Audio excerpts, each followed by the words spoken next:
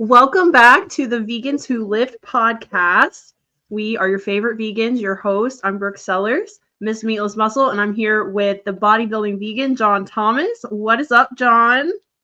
What is up? Welcome back, everybody. I'm super stoked for this. I'm sitting next to one of the most influential people in my life, which is saying a lot because I surround myself with, I like to think some pretty high level people. But yeah, so we're going to talk a lot about charity today, about giving back, a little bit about mental health. We've got a lot going on here. So if you guys haven't seen him before, this gentleman right here, Brent Hagood, the creator and founder of One to Save Many, and non-for-profit business. Yeah, You call it business? It is like a business. It's like running a business, except instead of taking money from the business, we just give it all back to the animals, to animal sanctuaries. So I think, correct me if I'm wrong, Brooke, my memory is failing me here in my old age. Was it Brent that connected me with you, or you that connected me with Brent? Because I know that's how this got started a couple years ago. Gosh, I don't know. Me and Brent knew each other before I knew you, Okay. because me and Brent met through a mutual friend. But I can't remember. I know Brent was your client. yeah. I don't know. I know I reached out to John independently because I was freaking out about my show. So I can't remember where we all kind of came together, honestly. I'll take full credit. I'll take it. It's all me. It's totally me, 100%. There you go.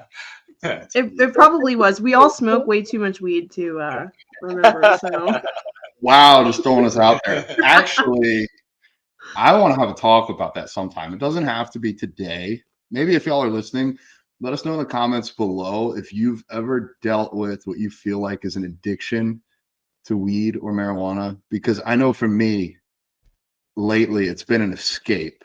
And when I start realizing I'm waiting for 8 o'clock so I can escape, well, maybe there's something deeper going on. But that doesn't have to be what we're jumping into today. We normally start this off with, we have a few different things we do at the beginning to kind of break the ice, make Brent feel comfortable and like he can open up. But much. yeah, you want to start with our wins for the week? yeah, I do. All right. John, you go first.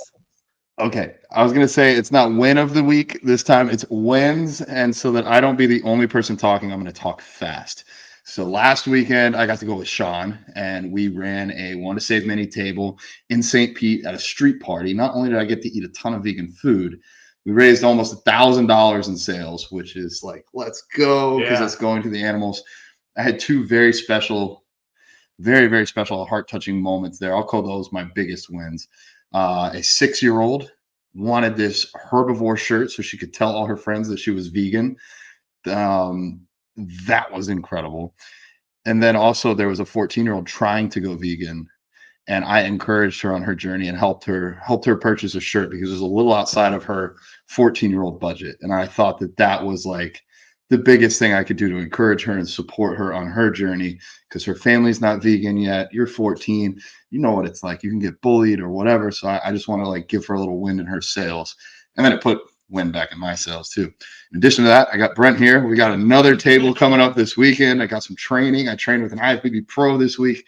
It is just nonstop win for me. So that's me. Brooke, I do you love want to do it. yours next? Yeah, mine's pretty simple, and I'm kind of copying yours from last week, but I revamped my website and it launched this week, meatlessmuscle.com. It used to be meatlessmuscle.net. For some reason, somebody owned .com, I think, forever. But yeah, we got both of them now. So we revamped the website. It's gonna be awesome. We made some updates to it, and it's really cool because it's like, I'm sure John, yours is the same way. It's kind of interactive, so people can send you messages through the website, and you can email people. So I'm just super excited about that.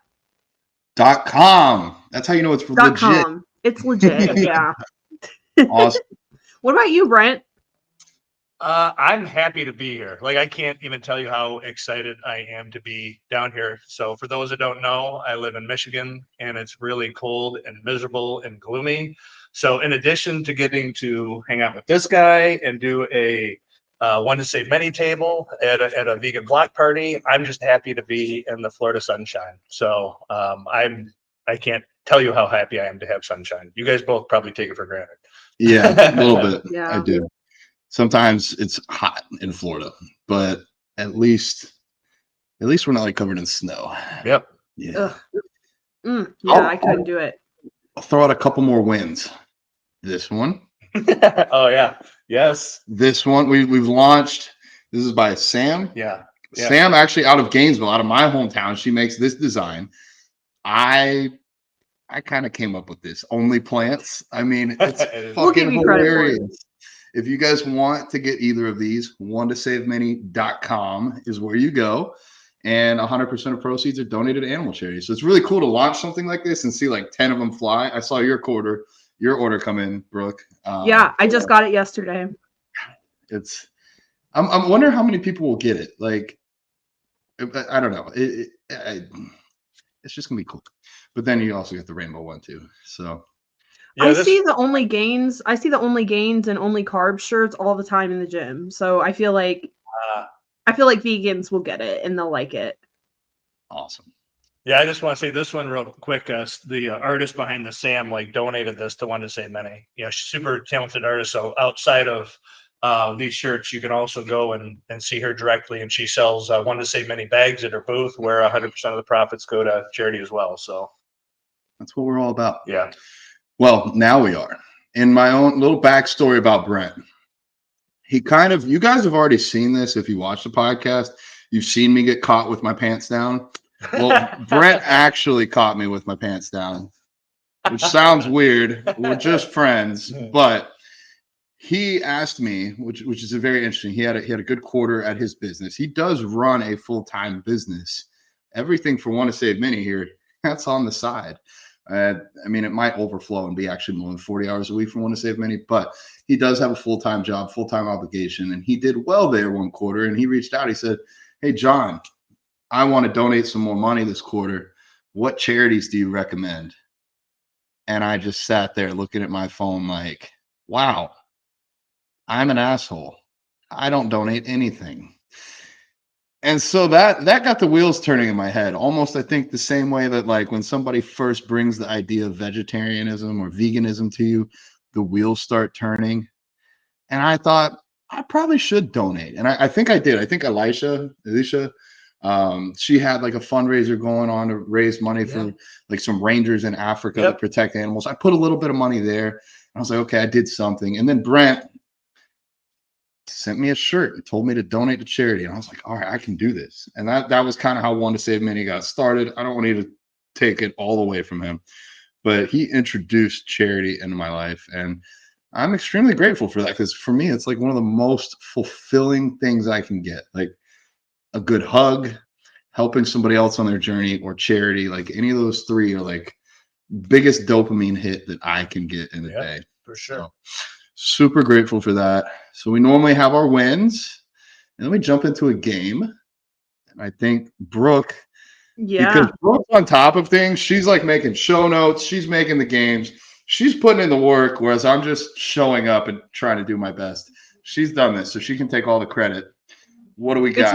It's my crippling type A personality. So, that's all it is there. But anyways, we came up with the question in a jar, but I didn't have a big enough jar. So I just did a shaker cup, but that's very fitting for the Vegans Who Lift podcast. And this is the biggest shaker cup I have. So we're just going to pick a question and we all have to give our answers. We shake it up. All kinds of random stuff in here. So I don't even know what to expect. All right. And Brent has to go first. Let's see. Okay. What two things do you consider yourself to be bad at? It could be anything. I know one. That's a really long list. I know what John is going to say. Mm-hmm. Picking myself first. And articulating my thoughts. That's probably top of my list. Great. So he didn't want to be on the podcast, and now he can't even talk about how he didn't want to be on the podcast. That's what it is. I feel like you're so articulate. I mean, I don't know. I mean, I guess that's my impression, but I feel like whenever you message me, it's just so well written and so well thought out. That's because I'm behind a keyboard and I can write and rewrite but in the moment, like a lot of times the from my brain to my mouth, it doesn't happen the way I want it to. I get that, because I like to think I'm witty and clever, and I'm talking to a woman right now, and we hadn't gotten on the phone yet. So like I can make all these cute little texts and then like rewrite it. And then when it was time to get on the phone, I was like, shit, I hope I'm still funny. Like I hope I hope I can keep up, because now it's in real time. But you're doing great so far. All right, well, thank you. Yeah. And you have done really well with putting yourself first lately. So, and that is a hard thing to do for empaths, you know, but yeah. So what about you, John? Ooh, I was going to say one more for Brent, and this is not a pick. We talked about this for like 4 hours yesterday. Scaling in business, like how we're going to make One to Save Rennie reach millions of people instead of thousands. Like obviously we have to hit thousands first, but and then to me it all ties back in, because if we can scale this in a way that doesn't kill the founder, I think we'll do much better long term. So, I mean, I want him there. I want him to be. We were even talking like, it'd be cool if Steve Jobs was still around to see what he had created, and that's what I want for this guy. So, but yeah, you have taken some big steps, and we don't have to dive into them now. But I can say, as your friend, you have some big jumps you've taken this year towards taking care of yourself. I appreciate it. And we all need to do that, especially if you're empaths, especially if you struggle with anxiety or guilt. So you said 2 things I'm bad at. That's what you want? Mm-hmm. Yeah. See, I was trying to think of something funny, so maybe I'm not funny.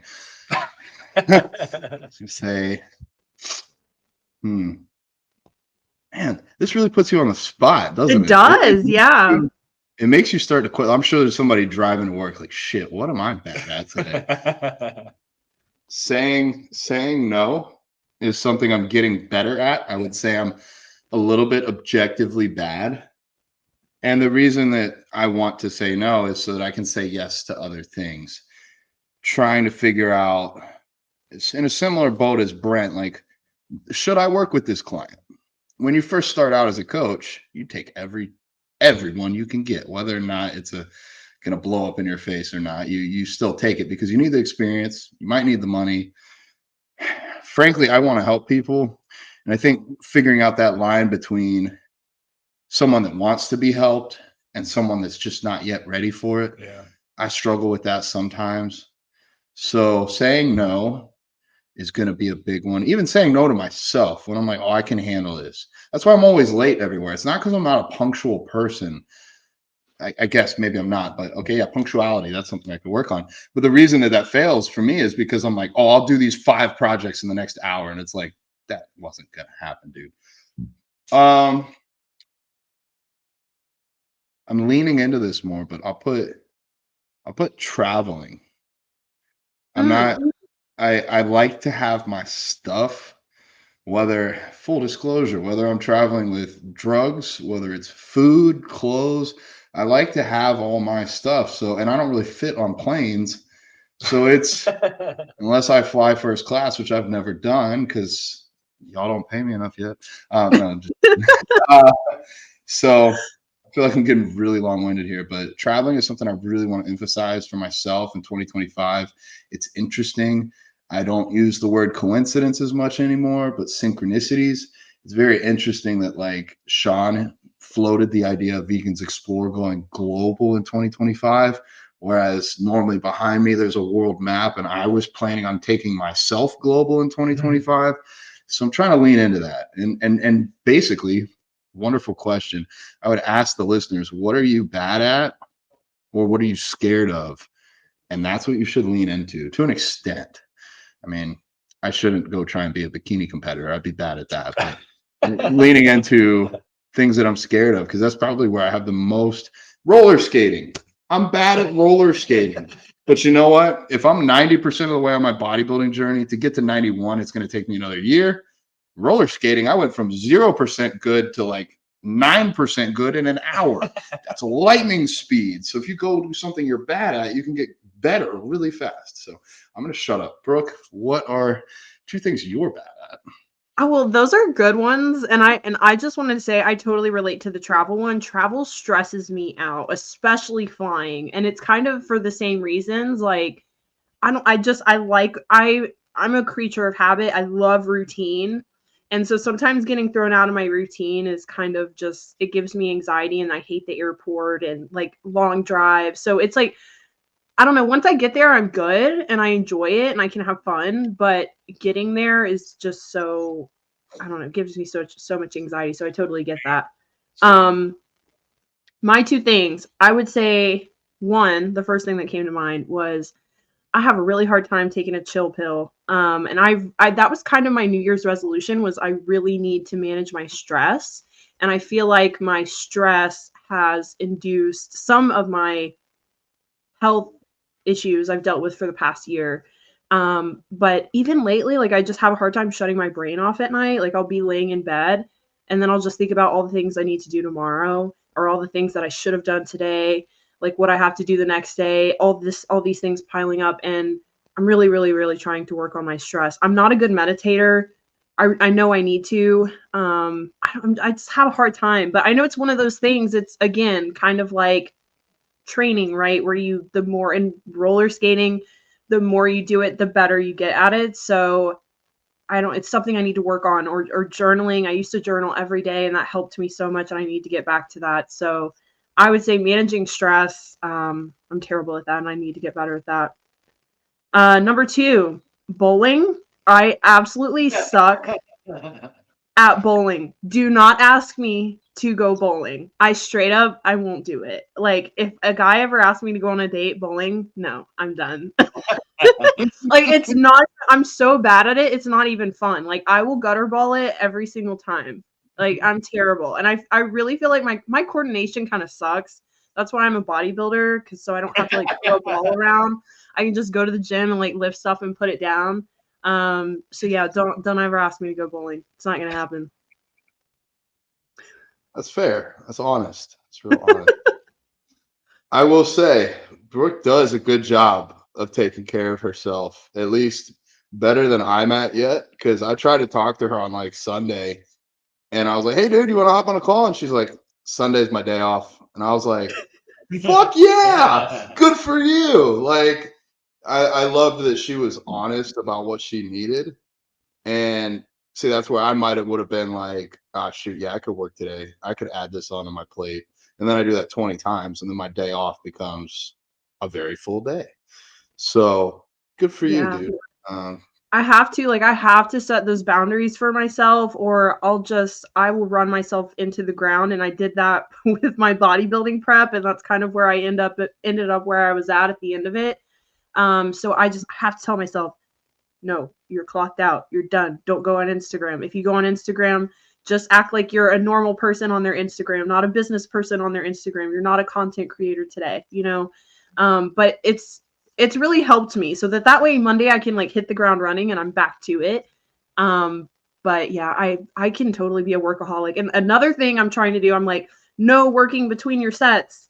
You know, even if it's like a 2-minute, especially, you know, on compound lifts, like I'll have like a 2 to 3 minute rest. So I'm like, yeah, I'll just message this person back really fast. I'm like, no, stop it. You got to stop doing that. So that was another thing I told myself this year, stop working between sets. So I'm really trying to dial back my workaholic syndrome here. yeah, for me, do not disturb works really well Yeah. because I know my brain. I used to not use do not disturb, and then I asked a 17-year-old, "Hey, buddy, how do I turn this on my phone because I can't figure it out?" He's like, "You do this," and I was like, "My phone will still work though," and he's like, "Yeah, Grandpa, it's still gonna work." I'm like, "Okay, cool." I pretty much turned that on, and I have not turned it off because I would get a question from a client. Like, I had a client ask a wonderful question the other day. She said, why do we still have cardio when I'm bulking?" And that's a great question. People might not know that. Like, there's a number of reasons. I'm going to release a YouTube video. If you want to watch it, go subscribe to my channel. Haha. But my brain starts answering that question even if my fingers or mouth are not answering the question. And I've done that before where I'm like, I'm not going to work while I work out. And then I didn't have do not disturb on. The question comes through. I've answered that question 500 times before my session's done. I'm like, I should have just taken care of this and then shut it off. So for me, do not disturb is really helping. But I'll hop on Instagram to do one thing, send Brent something funny. And then a company's like, hey, you want to work with us? I'm like, yeah, I do. And then somebody's like, hey, I'm looking for a contest prep coach. Want to talk? And I'm like, got 5 minutes. And the next thing I know, I've been on my phone for 30 minutes and I don't know what I've done. Yep. But it's a blessing and a curse. People don't get it. I know people say, oh, once I get Instagram famous, I'm going to reply to everybody every day. I'm like, cool, dude. You got 6 or 8 hours to sit in your DMs. More power to you. But I got shit to do. And I do get back to everybody. It's just out of the priorities. I got my paying clients. I got friends and family. And then I got my DMs. So if it takes me a couple days, it's not that I don't love you. It's just I'm either getting paid or I got a chance to be in person with somebody. It took me a while to get there, though. My 20, I don't remember. My 30th birthday. Yeah, my 30th, because I just turned 31. I forgot that the other day. My mom had to remind me how old I am. On my 30th birthday, I spent 13 hours replying to DMs and messages. That was my birthday because I thought, oh, all these people care about me. I need to get back to them because I don't want to let anybody down. Yeah. And so what did I do? I put everybody else first. I don't even fucking remember that birthday. I was just so yeah. All right. Well, we've talked. I've talked enough. Everybody's like, John, shut up. We want to hear from the man, the myth, the legend, Brent, who's way too humble. He won't say all these things, but give us a little bit of backstory, man. How old are you? I'm turning 50 this Saturday. So my Woohoo! birthday. No woohoo. I keep a woohoo for me because I keep calling you 50 on accident. You're like, dude, I'm not fucking 50 yet, but you'll be there soon enough. Yeah. John calls me grandpa. He calls me all kinds of fun things. So I can't wait until he's my age. Just not daddy. That's the only place we want. No, but Brent, I feel like you're a perfect example of, you always see these vegans who are, I don't know, they look amazing as like every year they get older and they just feel, they look like they're reversing in age. And I feel like you're one of those people, like you do not, you seriously, you look 10 years younger than you are. Like, thank you. I think the vegan lifestyle worked for you. I think she's going to ask for a shirt after this for sure. Yeah. You can have 10, as many as you want. Yeah, but seriously though, I feel like I don't know what it is. I need to research it, but I do feel like the telomeres. Yeah. There you go. And then you can put some research in like your type A into that, Brooke, and then I can share it and be like, look, guys, there's science behind this. Like, don't just look at Brent reversing an age, but there's science there. So I think it's everything. I think when you're vegan and you lift, like you're just kind of on a path where you're paying attention to not just being vegan, but maybe whole foods, maybe like drinking enough water, maybe like not being prescribed to as many pharmaceuticals. I mean, it's like I just feel like when you're vegan, you're just your mindset's different. You just see the world differently, and you have like a lot of benefits that like anti-age you or at least slow down the aging. So it's all the pharmaceuticals that are making me look old. Nah. I do look a little older than I am, but that's okay. Stop. I like how you said, it's not just vegans that lift because we're vegans who lift podcast. You tied that in there. Okay, let's dive into you a little bit. Give a little bit of backstory. Where'd you grow up? I grew up in Waterford, Michigan. Okay. I lived in Waterford, Michigan until I was 20 years old. My fiance slept with my best friend. One of the most horrible things in my life. And I had to get out of that town, and I moved 4 hours to northern Michigan, where I spent 7 years in northern Michigan. And after that, I moved downstate. I did commercial audio and video. Like I was the guy putting satellite dishes on top of skyscrapers and doing access control and security cameras. And that was kind of where my my main business now has started. I started that business out of my house, and after doing that for about 20 years, um, activism got on my radar. After I had become vegan, and then One to Say Many was born. So there's the Cliff Notes version. Cliff Notes. Yeah. So you're almost 50. When did you turn vegan? About 6 years ago. So 44. But before that, I was a vegetarian for about 16 years. So, in my mid to late 30s, I was vegetarian. Okay. What was the shift for you from pre-vegan, pre-vegetarian to vegetarian vegan? I am a lot different than most vegans in that it's kind of all a blur for me. Like, I know a lot of people celebrate their vegan anniversary, and a lot of people went vegan for a specific reason. But I was someone that even when I went vegan, I thought dairy cows were happy, and I thought like chickens were happy, and I subscribed to that same mindset that most of our population thinks, that like it's just a wonderful place. So when I went vegan, it was more of a health/challenge, like to see if I could do it. And then once I had become vegan, then I kind of started to open my eyes. That veil was lifted, and I started to see how cruel those industries were, and that eventually led to the activism. So that's interesting, because I would classify Brent as a little bit later in life. I think it's probably harder to change in your 40s than in your teens. When you're a teenager, you're still figuring shit out. So I think that's interesting. I also think it's interesting that it came from a health perspective to get you started, but then you became more of an activist. And right now, knowing you post activism, Brent, you're like one of the most militant out there activists that I know. I know. Like his heart Yep. is so into it. He can't watch those sad videos because he'll sit there and cry, Kills me. Yeah. which is crazy because he didn't even come this way because of that. But now he has become that. So Yeah.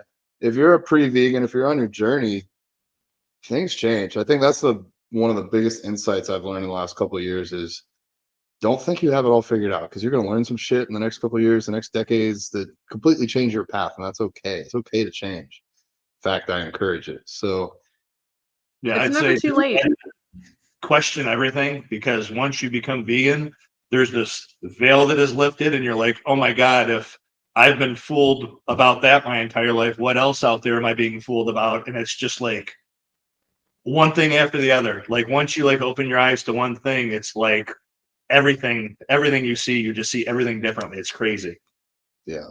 Yeah, it's never too late to transition. Like I was on a podcast the other day, and it was not a vegan podcast; it was a bodybuilding podcast, and they were, shocked that I was vegan. And it's funny because all of us, we're surrounded by vegans all the time, so I kind of forget how shocking it is to be a bodybuilding vegan. And he was just asking me all these questions. He was like, "Oh, I could never do it. Like, I could never do that." And his excuse was, he was in his 50s. Like, there was no way that he would be able to change after years and years of doing that. And I'm like, well, people do it. My mom went vegan at 62 and absolutely turned her life around. And so, yeah, and there's tons of stories out there of people like on Instagram. There's tons of influencers of people who have turned their life around at all different points in their life. It can absolutely be done. I think it's almost just kind of an excuse, like, well, I've been this way my whole life and might as well just keep going this way. But it's kind of like you said, Brent. I think when some people are forced to see this kind of health perspective, because not everyone's going to care about the animals or even just be educated on the animals. One, because the industries do such a great job of hiding that. Yes. Happy Cow. Yep. Wait, Yeah. no, Happy Cow's the good one. What am I thinking of? Fairfield or Fairlife. Fairlife. Fairlife. Yeah. Sorry, Happy Cow is good. You can use Happy Cow to find vegan restaurants. Fairlife is anything but fair to the lives of the cows. Probably one of the worst. Yeah. But like they'll have like a Happy Cow or like what's the Bluebell ice cream? Like it's like a girl like walking a cow, and it's like all these happy animals, on the cartons, when people don't realize that's just marketing. That's all that is. But you know, these industries do such a good job of hiding this information. I mean, literally, if you go in, film it, you could be in prison for life. I mean, it's a felony. It's crazy. And then not only that, but I feel like there's just some cultures that don't value animals the way that we do. Like you look at here, nobody would eat a dog or a cat. Like we've at least made it that far. But you go to some countries and they're eating dogs, they're eating cats, and they're just like, yeah, sorry, you know. So it's just crazy. But like when people are confronted with some sort of health issue, I feel like people more than likely will change. And I think just how toxic our world is, like I've said this, I think I said this on episode 1. I feel like at some point the majority of the world is going to be plant-based just because the world is so toxic and chronic disease is more rampant than ever. People are going to have no choice. Yeah, they'll figure out someday food is medicine. Or we'll just all die. Your choice. Your choice. That's what hits it home for me. Like watching What the Health again. I came vegan for the animals. There was nothing that could dissuade me from it. You told me I can't be a bodybuilder. You told me I can't be healthy. You told me I'm going to be fucked up, whatever. Like, I don't care. I mean, if you tell me it's going to kill me in 10 years, I don't care. I'm going to do it for the animals. I don't care. But then there are the health benefits. And I realize that as a competitive bodybuilder, my blood work comes back better. I think I'm extending my career doing something very unhealthy like competitive bodybuilding, pairing that with something healthier like plant-based. But then I forget the biggest part. I do think it's even bigger than maybe the animals and my health is the environment, the world. Mm-hmm. If we don't change for ourselves or for the animals, at least for the planet, if you want to have a space for your grandkids, or even if you don't want to have kids, for future generations or for future animal generations, we're gonna have to get rid of factory farming. There's just no way. Yeah. I don't know if we'll ever see a fully vegan world. And you know what? Maybe that's okay. Like there's groups in Africa and South America of like rural indigenous people, and they still go out and hunt. But that's kind of how when people a lot of people that eat meat say, oh, it's a circle of life. Well, a factory farm with 80 chickens crammed into a cage for 40 days before they're killed is not the circle of life. But if you're running around a loincloth with a bow and arrow, do you, bro? I mean, maybe that's the best that they can do, and maybe they're happier that way. I don't really have a problem with that. Or if you're in a third world country and you're literally starving to death and you got to go eat a rat. Like I had somebody tell me they wouldn't go vegan because what if they're in a third world country starving and they had to eat a rat to live? And I was like, eat the freaking rat, man. But you're not. Publix is open, Walmart's open. You got options here. Yeah. So that changes. You know, we need to try and be the change that we want to see in the world. Otherwise, there's not going to be a whole bunch of a world left. Anyways, I think we are moving in the right direction. I believe there's more vegans now than ever. Let's be a little bit positive. We got people like Brent walking around with this pastel colored thing, me being funny with the only plants. Brooke, you doing all that you do on your end. I know so many people look up to you and see that you do it, so they know that they can too. So I think we're moving in the right direction. The fact that we're having this podcast, this discussion, we are moving in the right direction. So I'm gonna have a little bit of positivity. Back to you. Yeah, for sure. What in the world made you decide you work a full-time job, you go to the gym, you have a life? Why would you start something like Want to Save Meg? Well, it was like a small project that like snowballed into One to Save Many. I think Brooke, I think you've heard this story before. I was actually not for animals. I was just doing pay it forward. Like I'd go into Starbucks and I'd buy a gift card and give it to the barista and just say, hey, you know, if you get somebody in here that's having a bad day, buy them a cup of coffee. And then that at some point kind of evolved into, hey, how could I do that for an animal? Like how could I do an animal pay it forward? So at my normal company, we, make t-shirts, we make bags, we make all kinds of things. And, and we had to make some transfers and I had an open spot on them. And that was the initial design, which was a Vegans. And it was actually just, I had a little extra space on something I was doing for my other company. So what I ended up doing is making 100 shirts that said Vegans on them. And I reached out to a bunch of my vegan fam on Instagram and I said, hey, are you interested in a shirt? I'll send it to you for free.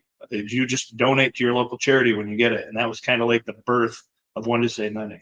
So people were so excited, like the shirts, the idea, the donating to charity, like everybody just got like really excited about it. So then it evolved into an Etsy store, which did not go well. Not a big fan of Etsy. Sorry, Etsy. But that made me go bigger. That made me like actually create a One to Save Many website.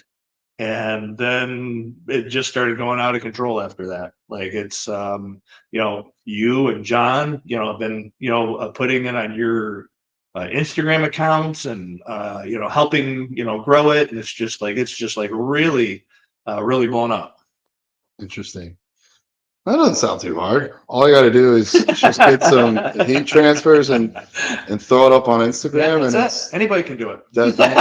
Yeah. No. See, I run a clothing company too, so I have an idea, but I also have business partners, and it's not my full-time gig, and it's not as busy as I Want to Save Many.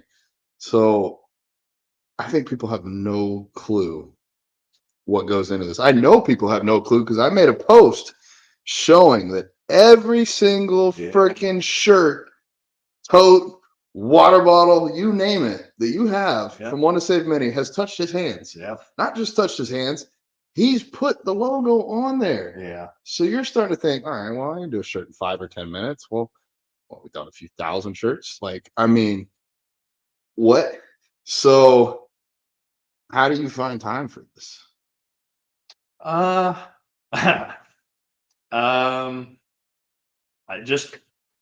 That's a great question. I don't know. This is my third business. So I actually have 2 other businesses, and I just either sacrifice sleep or sacrifice other areas of my life, work weekends, work nights, whatever it takes. My life is very full. I mean, it's to a fault. My life is very full, but I'm passionate. So Feels good. it does. Sometimes it kills you, but it feels good. It does.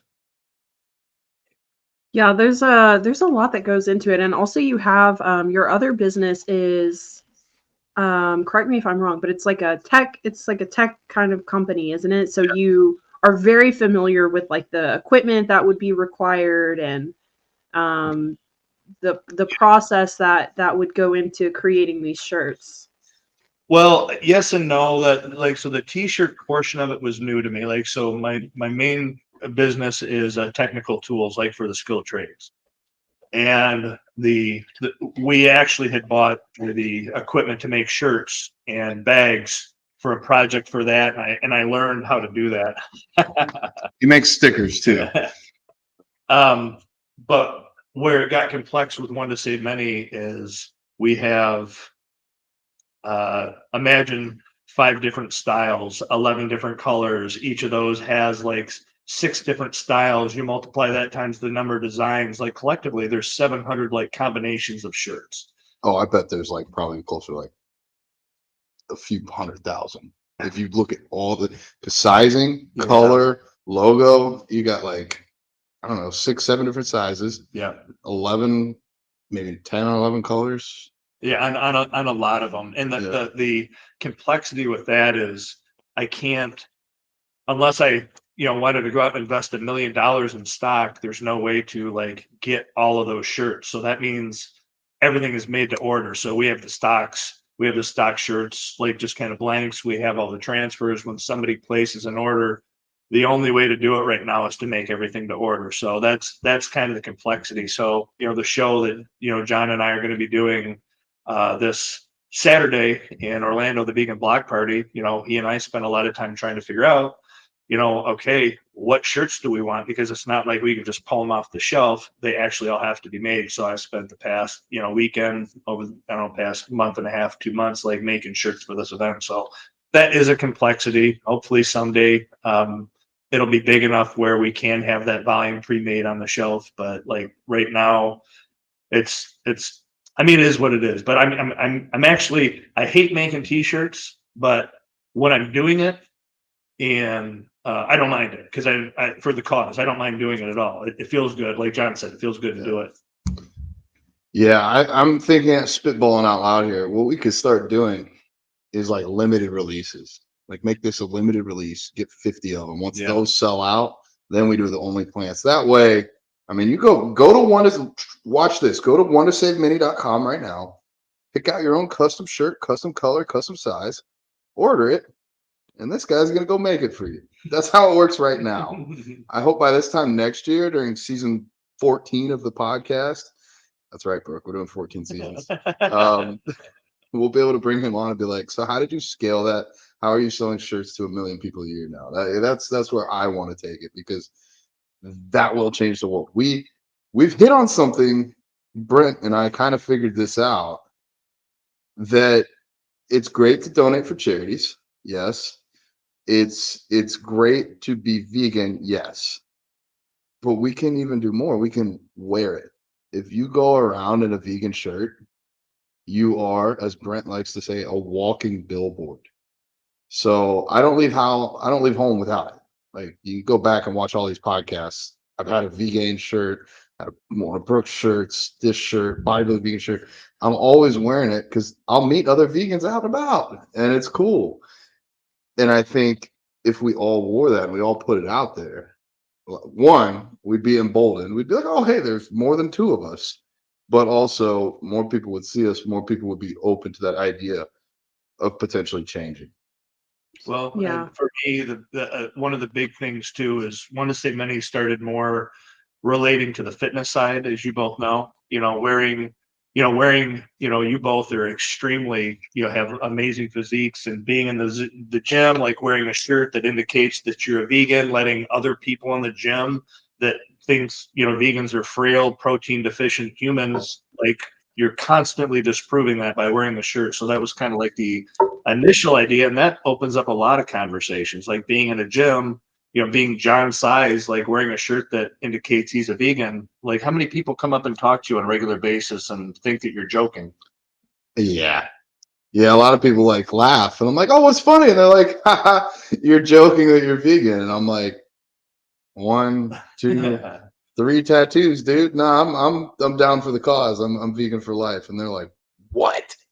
What do you eat? And I said, go check the post that me and Brooke made on Instagram. It's pinned on there so that I don't have to answer this 5,000 times. So Brent, you changed your process. Like when you first started, people would donate themselves. So like that Yeah. part was on them. And now you pool the money yourself and then donate, correct? Yep. Well, So how much? what do people like who want to go buy a shirt, like where is that money going? Like what kind of sanctuaries or like organizations are you donating to now?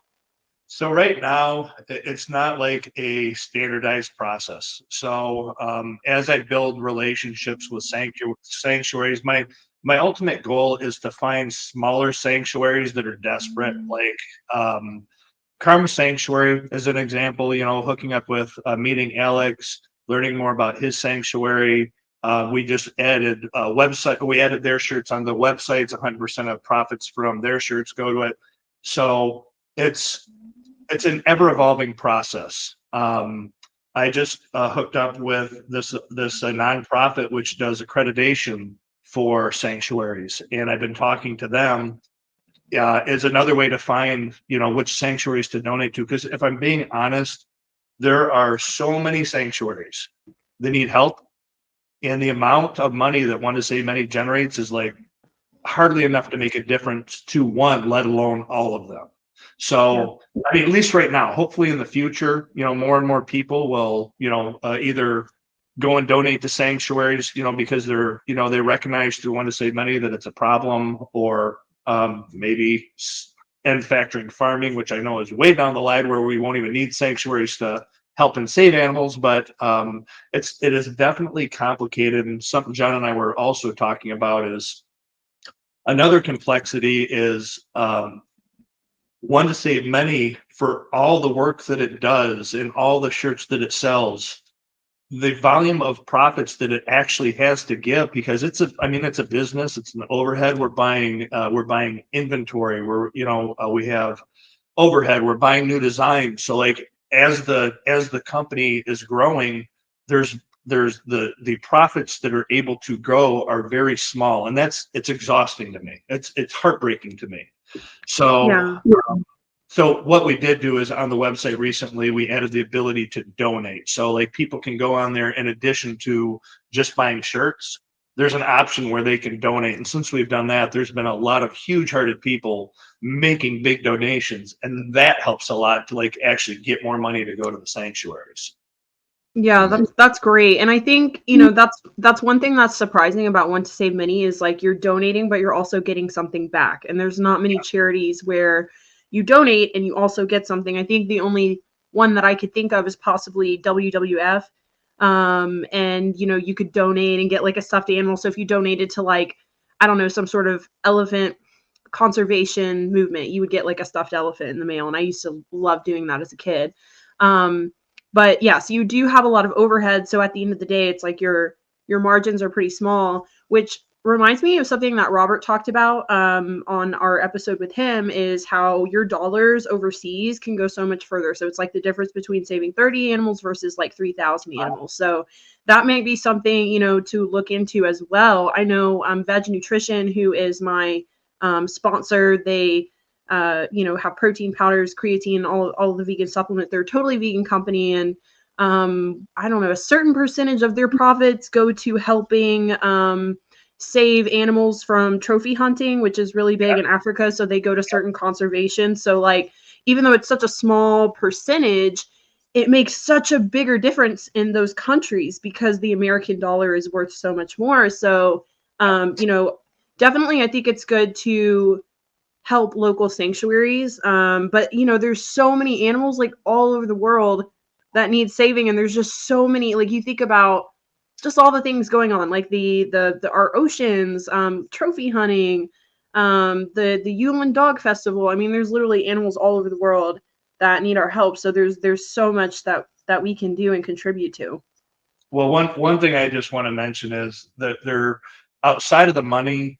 One to Save Many, the awareness. I mean, because you do get a shirt, that in itself brings awareness, but also like John said, like, so John was somebody that never had charity on his radar. It was like One to Save Many is what put that on his radar. And there's a lot of people that, and it's definitely selfless or selfish is the wrong word. Like people are coming to the website because they want to buy something that indicates they're vegan. A lot of people are not thinking about like all the sanctuaries and the factory farming. They like, a lot of vegans feel like, hey, I'm vegan, I'm doing a great job. But as John has said in the past, that's like you're really neutral at that point. Like, okay, you're not killing animals, but that doesn't mean that you're helping them. And so I feel like One to Save Many at some level is like letting people know that, hey, there is another step that you could be doing to help animals, or to do some activists. You could either become a walking billboard and wear a shirt and let everybody know you're vegan, and or you can donate money. So even outside of the ability for us to donate money, it is raising a lot of awareness. Yeah. Yeah. I used to not put it out there, and I just had some talks at the latest table with people, and they're like, well, if I looked like you, I'd wear a shirt that says that I'm a vegan. And I said, come on, man, like I haven't looked like this forever. Even 10 years ago, when I'd only been working out for a couple of years, there would still be people that were like inspired by me. Everybody's on a different stage in their journey. Maybe somebody's 300 pounds and they just want to lose some weight, and they see that I'm vegan and that they think that that's a way for them, whether or not I'm this big bodybuilder that I am now. You think when I'm 80 or 90 and I don't look like this, you think I'm going to be wearing a non-vegan shirt? Nope. I'll be still wearing it, assuming I get that far. But the thing is, like, you don't have to be at your end goal. I'm not fucking Mr. Olympia yet. Like, I'm not even going to try to be that, but you can still do it at your own pace along the way. You don't necessarily have to wear a vegan bodybuilding tee if you won't want to. This one looks great. You can start whenever you're ready. And what I missed out on is I never told anybody. I'm not sure why. Even once I became more confident in myself, I didn't. And I had one guy that we had trained at the same gym for a few years. I left town, came back a few years later, and I'm wearing a vegan shirt. And he's like, whoa, dude, you left and you became vegan. I'm like, I was vegan 10 years before I knew you. But how was he supposed to know? Yeah. I never put it out there. And so, like, I play a little game with people that come up to the table. They'll be like, oh my gosh, look at all these shirts. And I'll be like, oh, hey, how are you? Are you a vegan? And they'll be like, yes, I am. And I'll be like, how am I supposed to know? You don't have anything on you that shows that you're a vegan. And they're like, and I'm like, but we got this table full of shirts. It all goes to charity. Why don't you put it out there and save some animals at the same time? Like, really, there's no brainer here. So yeah, that's how we're gonna create a movement. We gotta put it out there, starting with ourselves and then showing other people. And like Brent said, taking it to that next level, putting some back into the world. Yeah, and I mean, if you're a vegan and you don't feel like you represent vegans well, like do something about it. I mean, you know, we're not stuck. Like there's always things that we can do better. So, I mean, if you feel like, you know, you could be a little bit more muscular or be in better shape, then do it. Prove it. You know, prove it to the people around you.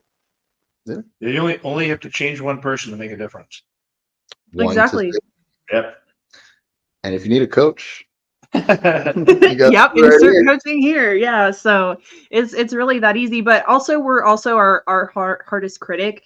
So probably I think some of us feel like, gosh, I look terrible. I can't represent veganism this way. And really, there's probably hundreds of people who would want to look like you and have your health and have your vitality. So, you know, but you know, just represent your lifestyle in the best way that you can. And that doesn't always mean being fit either. I mean, you know, maybe you're a doctor that's really intelligent, you know your stuff, and you've helped a lot of people, and that's a great way to advocate for veganism too. And there's so many other ways to do it. But yeah, so I feel like with One to Save Many, you've got quite a few challenges for scaling and growth. But I think the more that people help and contribute, you know, the more that we can do to help animals, obviously. So hopefully people listening will go check out the website. And we have some new designs too. So a lot of new ones recently. We've just, for the longest time, we're just doing single color, and now lately we've just found a good process for making color ones. So, you know, I feel like the last, I don't know, 4 of them have all been like new color designs. So like literally a month ago, we didn't have a multicolor logo. yeah. And a month ago, we didn't have a white shirt. Now we got both. So Yeah. we're constantly expanding, growing. Just got to find some more Brents to get in there and work on it so that it's not all on this guy's shoulders. But I think we will. I think we have some processes coming up that we can put into play that will. And I'm talking as if I run this ship. Brent does all the work. I'm trying to help him brainstorm and bring some things to the table that aren't there right now. But it's going to grow. It's going to get big. It's already, I would say, pretty big. I mean, we got thousands of shirts running around out there, getting tagged. And if you think about it, I mean, the idea started in July of 2022, so it hasn't even been 2 years yet. That's insane. Oh yeah, I mean, that's huge. Yeah, like if you looked at the, you know, the trajectory of, you know, One to Save Many for how small it was and where it's at now. I mean, it's definitely, it's gonna make a difference. Another year, 2 years, it's gonna make a huge difference. So let's say in a perfect world, like 5 years from now, what would be your ideal vision for One to Save Many? Wow. I mean, for me, it's just about impacting as many people as possible. So whether it's tomorrow or a year from now or 5 years from now, that's a great question, Brooke. I mean, the end goal is to eliminate factory farming, but I mean, the bridge between One to Save Many and that is like a big one. So I feel like I'm learning more every day. Like, you know, it's my vision now is different than my vision, you know, a year ago was, or back in July of 2022. It's just like, as I learn more, as I experience more, as I meet more people, like my vision gets, you know, bigger and bigger. So yeah, I don't have a definitive response other than just to say the biggest impact that I can make.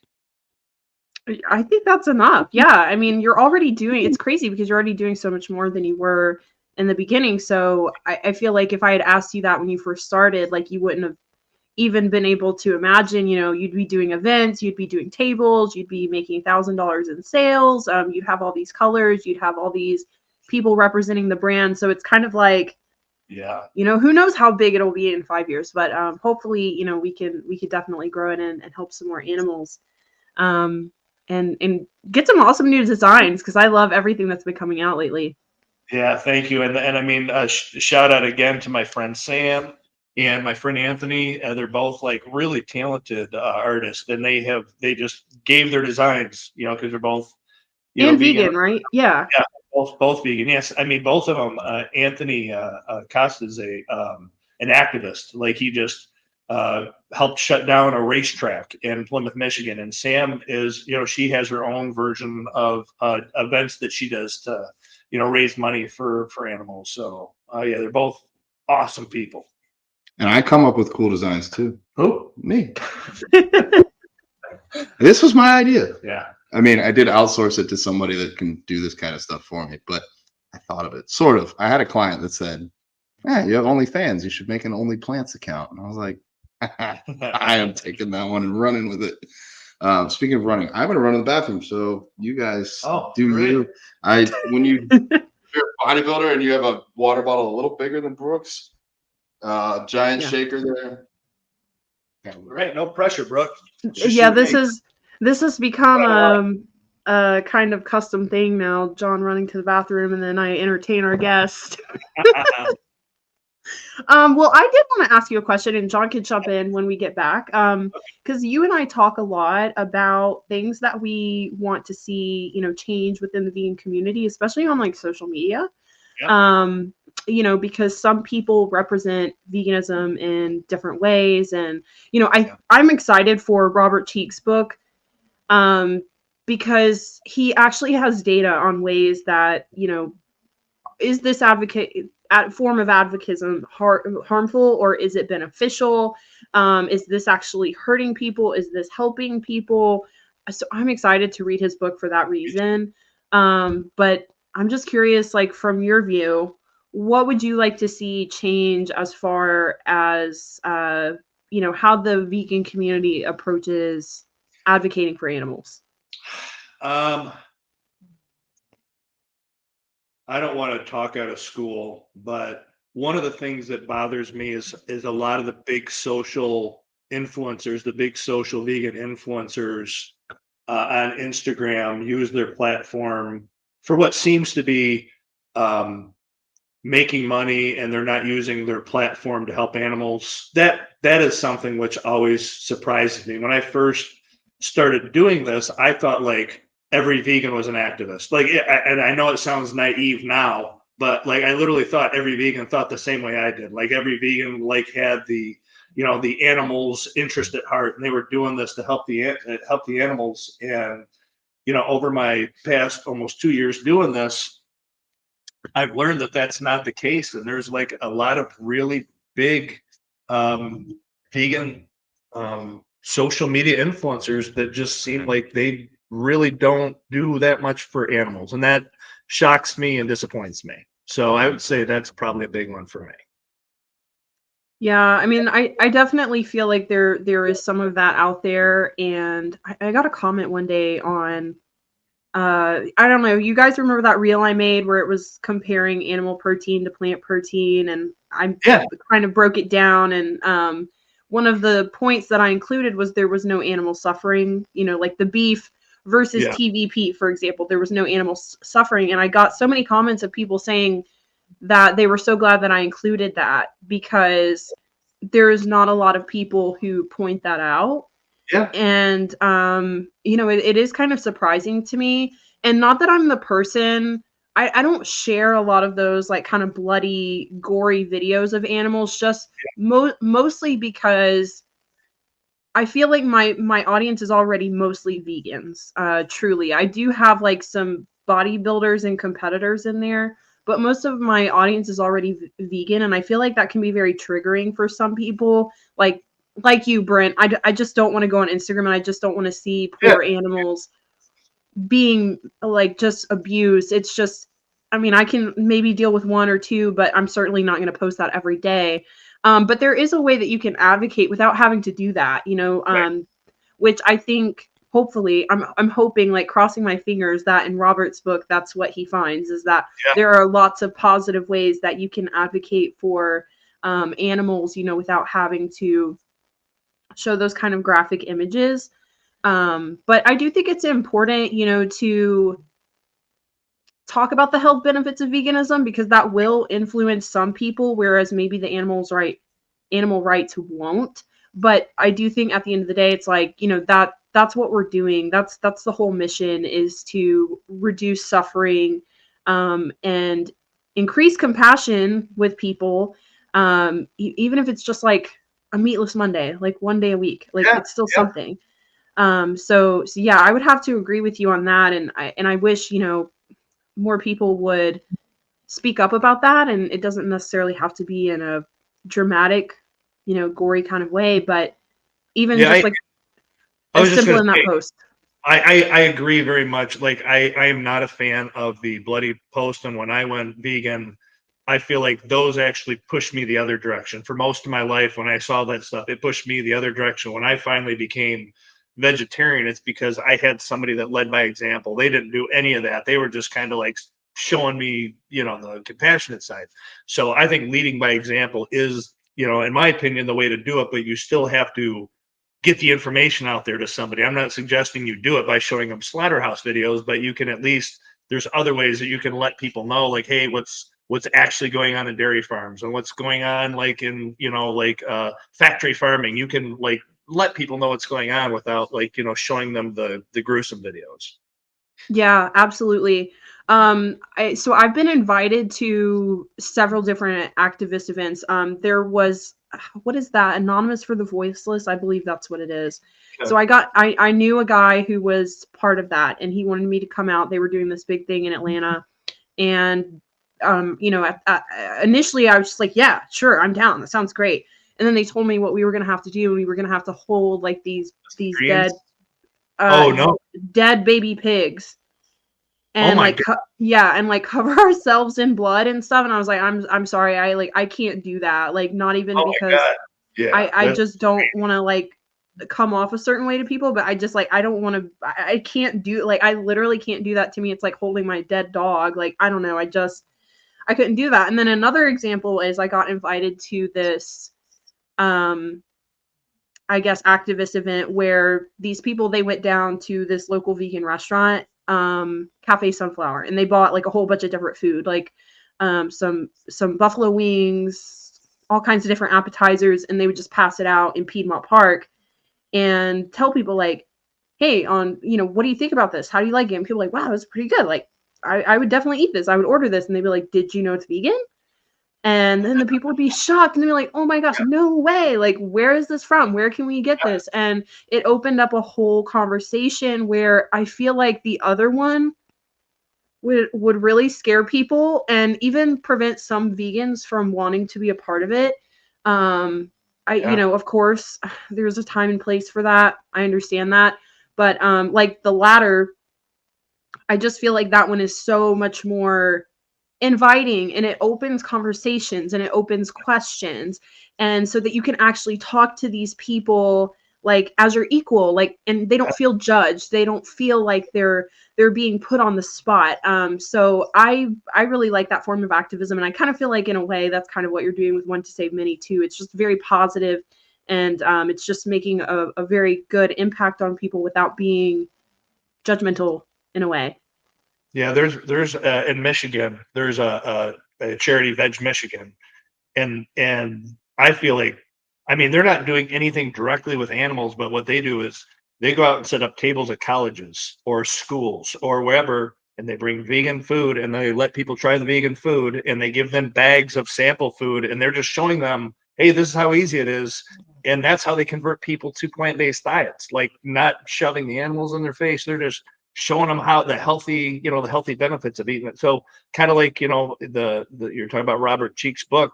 Here's a great example of a charity that is helping animals without doing anything like that. I cannot wait to read The Impactful Vegan, because Yeah, I me need too. I need to know how to be effective in what I'm doing. everybody's obviously different. I think the slaughterhouse videos would have worked on me at such a young age, at any age. Like, had I not already been introduced to it by a friend, I think that would have worked on me. I do. Yeah, I even saw one the other day scrolling on Instagram of a pig being slaughtered, and there's blood all over like, you don't realize how much blood there is. And I've been in this for a while, and I was like, I don't want to see that. I'm scrolling to the next because it's just gonna maybe bring me down right now. But if I was not vegan, that might have reached out to me. But clearly, there's other ways to do it. Even when I had my bodybuilding vegan pizza eating contest for charity, there were some slices left over. This kid came in. He thought he could beat me, and he's like, "Oh, I'm gonna order, a cheese." And I was like, "No, no, no, no, no. The contest is for the bodybuilding vegan pizza. We got 2 vegan cheeses, 2 vegan meats. It's got to be the same one I had." And he looks at the pizza. He's like, "That one?" I said, "Yeah. You can even try a slice. See if you like it first." He's like, I'm sorry, brother. I can't. I'm Muslim. I can't have pork." And I said, "I get that. It's vegan." And he said, "No, no, no. There's pork on that pizza." I said, "That's not real meat, bro." And he's like, "What?" And I'm like, "You didn't know?" And he's like, "No, I didn't know that there were non-meat options." I said, "Try it." Dude ate 3 slices and left. Like, he didn't even order because he got his fill off off of. He's like, "I'm coming back. I'm bringing my friends." Yep. And so it hadn't even clicked to me because I'm not Muslim. I don't practice not eating pork out of a religious reason. But there's whole communities we could probably reach and target that would love to have vegan pork. Yeah. And so I never even thought of that. being effective is what I want to do in my own journey. So figuring out the best way to reach people.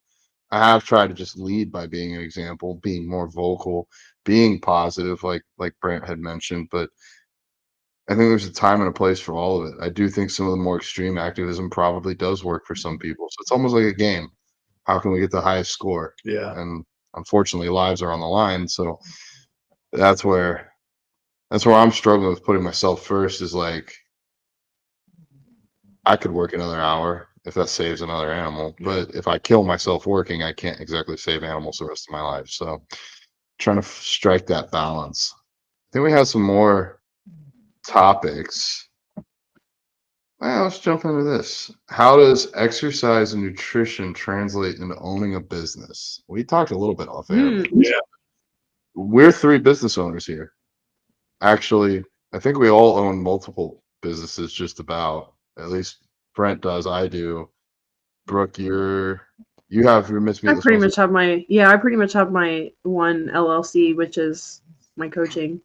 But at the end of the day, you're a coach, you're an influencer. You do a lot more than one thing. Yeah, you have a lot of fingers, all like different divisions of meat. Yeah. Well, yeah, and I do represent a lot of brands. So I guess that's a little bit different. But yeah, me and John were talking a little bit about this off air because I thought it would be something helpful for people listening, since I mean, everybody wants to be more productive, everybody wants to excel and be successful, make more money, whatever. But we were just talking about how going through a fitness journey, is so much more than just how you look, and you learn so many things like discipline, commitment, so many things that can be applied to your business, and increasing your performance there, and just being able to be a better business owner. So I don't know, I'm curious to see what you guys have to say about that and how it's helped you.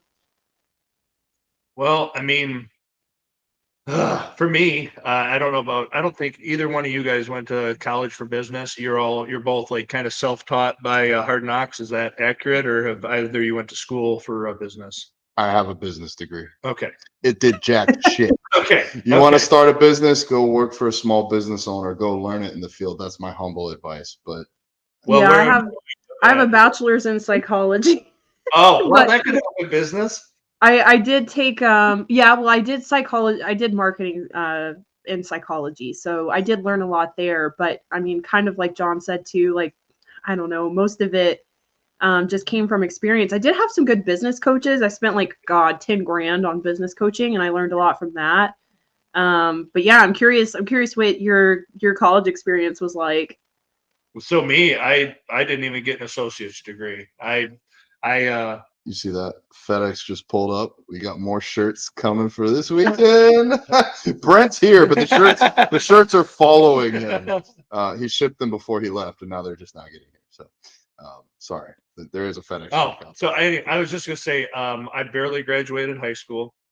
I did not do great in college. I am definitely, if you look at my history in life, you would probably think that I was going to fail as a human. In fact, I think a lot of my friends and family probably did think that I was going to fail. So, but at one point in my life, there was an opportunity that I saw, and I took this little seed and grew it into a big business. And it was a very difficult learning experience. And I look back over the past, 20 years of my life and growing the business, and I've been through deep depressions. I've dealt with anxiety.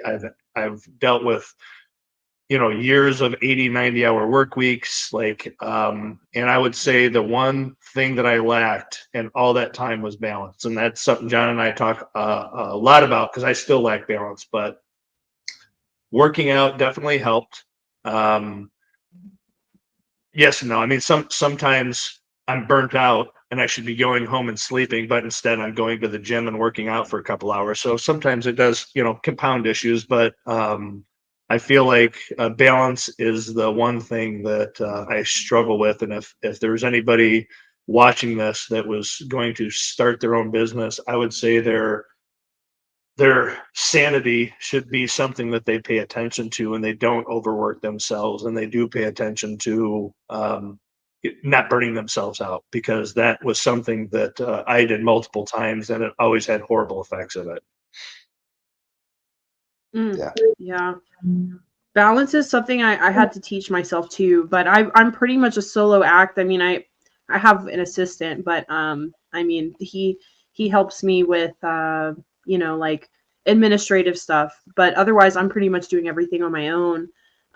So like we were talking about at the beginning of the podcast, just giving myself those boundaries has been really helpful for me. But absolutely, like going to the gym is my release. And I feel like and I try to tell my clients that who actually struggle with going to the gym. All three of us, I feel like for us, like we don't have that issue. Like you don't have to make us go to the gym. So I try to explain that to my clients, like, hey, this is the hour that you get where you don't have to worry about like what your boss is telling you, what your husband is telling you, whatever it is. And this is your time to be in your zone, put your music on, just focus on your list, just focus on you. That's it. So exercise has helped me so much in that regard. But also just, it's like the classic case of consistency, because business is so much the same way. Like when I first started, I mean, of course, I mean, I feel like I was pretty successful early on in my business career, but even still, like there's times where it takes a big dip and I'm like, oh shit kind of moment. What's going on here? Might have to go work at Starbucks, but it's that consistency. Like you keep showing up, you keep posting, you keep reaching out to people, you follow up with old clients, and then boom, you're right back on it. And it's the same thing with the gym, and it's like the same thing with bodybuilding, for example. I had to increase my income over time. I wasn't just hitting like crazy numbers right off the bat. And it's just like on our bodybuilding episode, we were talking about like, don't think you're going to come into bodybuilding and you're going to go pro your first year. Like if you are, you're a genetic freak, but most likely that's not what's going to happen. It's going to take consistency. It's going to take consistently showing up, and business is so the same. It is exactly the same. You just have to keep showing up. You got to keep staying consistent, putting the work in, and it'll pay off, and learning from your mistakes. Same thing with a fitness journey. It's like, oh shit, well, I can't eat a whole pizza every weekend and reach my goals, so let me stop doing that. Let me reassess here and figure out what I should be doing. Call me out, Brooke. We're getting pizza tonight. We're getting bodybuilding vegan pizzas after we train, so we'll start next week. Yeah, there you go. Yeah, well, it's working for you, luckily. So, but it's like business, same thing, and you also just have to learn to adapt too. It's like, so especially God with social media, a few months, something on Instagram might be popping, and you're like, oh yeah, my content's great. And then the next couple months it's like, well, I'm doing the same thing, but nobody cares to watch it anymore or like it or whatever. So then you have to adapt. And it's crazy to me how fitness overlaps with business, but also not really, because it's kind of like a big metaphor for just life in general in a way. I just had an epiphany, like how they're tied in together and how it might help all three of us. I can guarantee in our fitness journey, we've all had to face the challenge that more is not always better. Sometimes less is more. Being intentional, efficient, and effective with what we do. So taking that into business, there's a time and place where my brain is just like, I can't handle anymore. Yeah. I want to keep working, but I'm at like 50%. You know, normally I could do 10 check-ins in an hour, but I've sat here for an hour and I've done 2. It's like something's not right. It's the same at the gym. Like you gotta regulate yourself and be efficient with your time. You don't become a better bodybuilder by being in the gym for 4 hours. You become a better bodybuilder by being a better bodybuilder and doing better with the time that you need to be there. So same with business. Like I think we can all find ways to, in some ways, scale back or scale out in a way that doesn't hurt us. I would say, like, Brooke, you are kind of a one-man show, a one-woman show, whatever your pronoun is. We, oh God, I'm gonna get shut down. I'm gonna get canceled. Anyways, what I'm trying to say is we have added to your plate though. Like we've brought on Sean, and we would not have this podcast without Sean. I wouldn't have my YouTube channel without Sean, because I can run YouTube. I've done that. I've helped a successful business run a YouTube channel where we're having videos get over 100,000 views, but I don't have the time for that right now. So Sean, thank you for all you do. But that's how we can take care of ourselves and scale up businesses like Want to Save Many, and scale up our own personal businesses, bring more people on. The guy that made this logo, it wasn't me, but I gave him a very detailed description of what I wanted, because I probably could have done it in about an hour.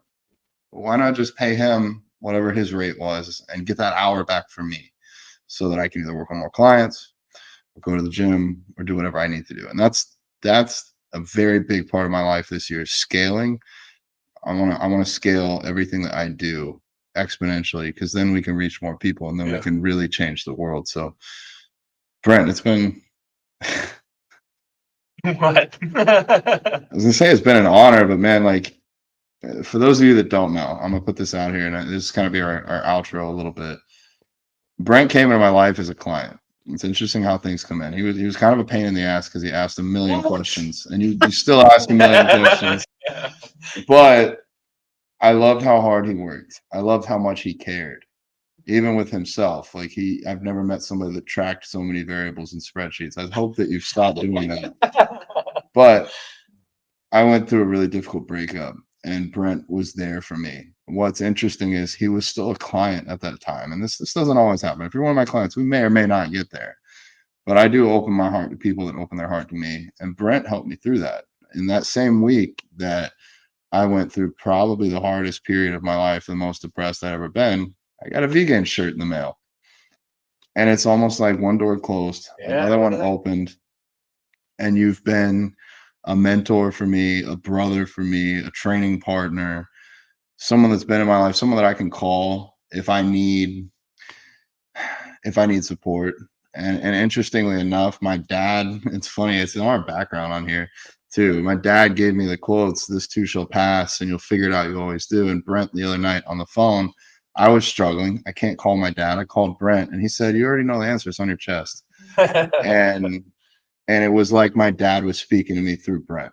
There's another old joke. See, I'm not gonna call you daddy, but seriously, it has been an honor, and thank you. You have changed my life and put me on a path that I don't know. Same with you, Brooke. I mean, I'm just so, and Sean, like, that's what I want to do. I want to surround myself with people like this, because you alter my trajectory, and I want to be as big as I possibly can be, both size and influence and all these things, and financially, not so much for myself, but because that's how I feel like I'll change the world. If I could be Steve Jobs or Bill Gates or Elon Musk, I could change the world. We really, really could. Even Arnold.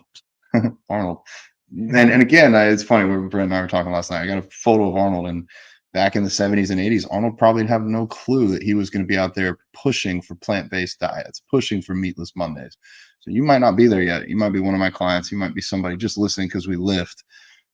But ask yourself, like, what do you want to do with your life? What do you want your legacy to be? Ask yourself that question humbly. And how do you want to change the world before you die? So with that, Brent, you've forever changed my life. I love you, bro. I appreciate you. You too, bro. I didn't mean to make you. If you're listening and you can't see, he's crying just a little bit. He's got a big heart. So, Brooke, I talked a ton this episode. Did you want to say anything before I close this out? Yeah, I mean, for the people listening, the three of us are like the best friends ever, and like we've been through some really hard shit together. And we're still friends, and we're long distance. Like we maybe see each other in person like once or twice a year. Hopefully it won't be every time someone does a bodybuilding show, but you know, it's like these are my ride or dies. Literally, these are like the two of my favorite people in my whole life. And yeah, it's and you guys, honestly, like for me, like being a woman, I'm just gonna be real, like it's hard out here with men. Like men, like I'm gonna be real, and like you guys are just two solid, genuine, good-hearted men that just give me faith. Like you always hear people say like, oh well, not all men. Like you two are the not all men. Like that's you guys. Like what if I ever say that? Because you guys are just, you're genuine. You're very clear about your intentions. You have a good heart. You know, you're willing to be vulnerable. You're willing to put yourself out there as a vegan, and you know, just be sensitive, be open, and you don't have any reservations about it. It's just who you are. So I admire you guys so much for that, and I'm just so glad that I have you guys in my life. And yeah, Brent, I'm so glad that you came on today. Thank you for all of that. Yeah, I know you're not like a podcast guy, but well, I'm getting better. It's just it's like I said at the beginning of this, I'm not always the best at articulating my thoughts and expressing my feelings in front of a camera. So I'll get better. The more I do it, the better I'll get. But thank you for saying all that very much. Yeah, of course. I mean, it's so good to have you on, and like have the three of us. It was awesome. I love you guys. We will do this again because there's going to be updates. Yes. Big updates, big things. Yeah. Coming. And so proud of One to Save Many, because I mean, it's really crazy when you put it into perspective like that. Like you started in 2022, summer of 2022. I mean, you've grown so much, and it's you're one of those people. Like some people have it, and I say it because it's a whole it factor, and I hope you guys know what I mean by that. And you have it, like you just are that person. So I'm glad that you have found an outlet to touch other people and reach other people, make a difference in something that you're so passionate about, because you are absolutely just like a great example of how vegans should be. And I'm just so grateful that you have One to Save Many, and that you came up with this idea and you found a way that you could get more involved and touch other people and be a part of the community, because really the world needs you. The vegans need you. So I'm so proud of how far you've come and what you've built, and it's just glad incredible. You're not here. I'd be hugging the life out of you right now. We need a group hug sometime soon. I need it in my heart. All right, Brooke, you're awesome. Yes. We all love you. Aww. All right, guys. This has been an honor. Yes. This is Vegans Who Lift. Make sure you are doing all that you can for us. You know, we want to grow this. We need your help. So you can, of course, follow One to Save Many. If you get a shirt, tag it, put it out there, show the world. Make sure you're following Vegans Explore. We're going to be bringing you different kinds of foods, different experiences, different street fairs, block parties. Make sure you're following that. Brooke and I both have our own YouTube channels. We both have our own coaching. Whatever you guys can share and support, it doesn't cost anything to click that share button. Go ahead, do the things, like, comment, subscribe, send it. I'm going to do it just like YouTube. Send it to your grandma, send it to your kids, send it to your dogs, to Alex's goats. Just get it out there. Get the message out there. You don't even have to wear the shirt yet if you're not comfortable with that, but you can still share it. You can send it to your friends. So with that, guys, this has been an honor. Vegans Who Live podcast. We're going to do it again. Take care and have the best day ever.